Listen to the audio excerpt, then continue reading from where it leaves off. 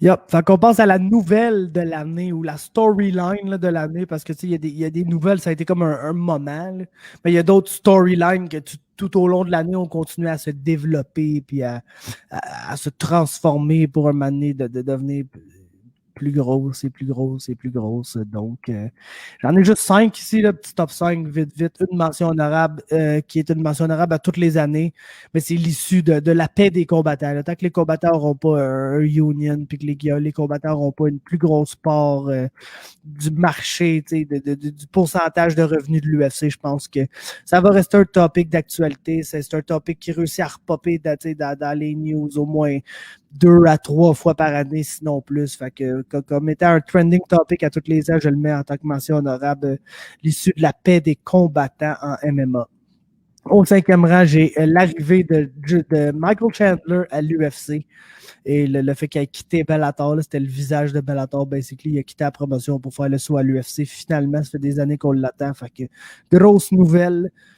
Au 4e rang, ben, c'est Khamzat Chimaev en général. Oui, au Fight Island au début, mais comment qui est réussi à arriver puis qu'en l'espace de 10 jours, il monopolisait comme 90% des headlines dans le sport. C'est du rarement vu. En fait, il y a juste une personne que j'ai vu faire ça, puis c'est un Irlandais.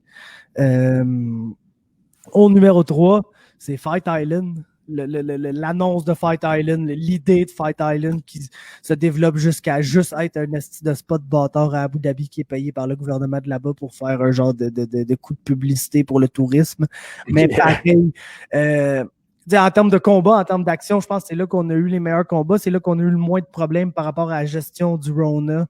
Fait que Fight Island, man, un gros topic cette année. Au numéro 2, c'était les champions. Les champions qui prennent leur retraite. Khabib, Henry Cejudo. C'est qui l'autre? DC. Ben, DC n'était pas champion, mais. Ouais, ben c'est ça, DC.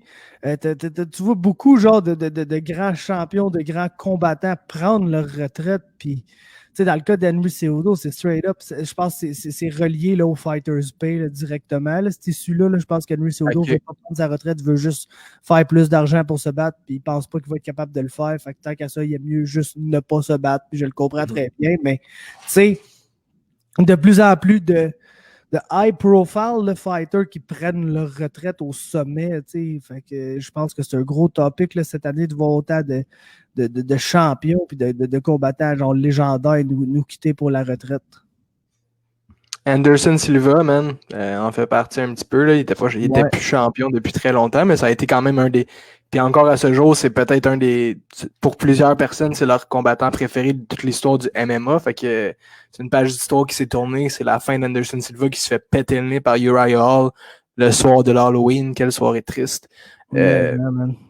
Sinon, le retour, tu sais, le UFC, c'était la première ligue à revenir après l'arrêt obligatoire, si on veut, à cause du COVID. Fait que je pense que c'est UFC à Jacksonville, le premier, si je ne m'abuse.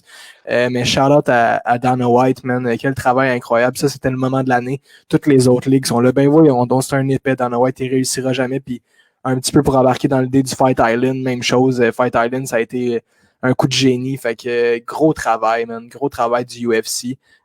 Évidemment, Israël Adesanya aussi est une belle histoire, je trouve. Son combat face à Paulo Costa a été beaucoup médiatisé, pardon. Puis il y a beaucoup de gens qui pensaient que Costa allait pouvoir le péter, le petit Izzy. Puis Izzy a pris le dessus, puis il a pris l'ascendant. Fait que, yes, voici mes moments de l'année. Puis le numéro 1, évidemment, ben, c'est un no-brainer. C'est le Rona. El Rona. C'est le Rona, man. Parce que, c'est comme en 2020. Vous pensez que j'allais dire quoi comme nouvelle de l'année, Chris? Ça a chié notre année, autant au plan sportif, autant sur toutes les crises de plan. Genre, le Rona, ça a été l'aspect numéro 1 de toute la crise d'année. Fait qu'on n'en parlera pas plus, le fuck le Rona, mais évidemment que la nouvelle de l'année, c'est le Rona. Autant l'arrêt que le recommencement, que tous les combats qui ont été annulés à cause de ça, que Fight Island, que l'UFC Apex, c'est tout ce qui est arrivé, basically, en 2020. Habib. Crise de Rona, man. Yeah.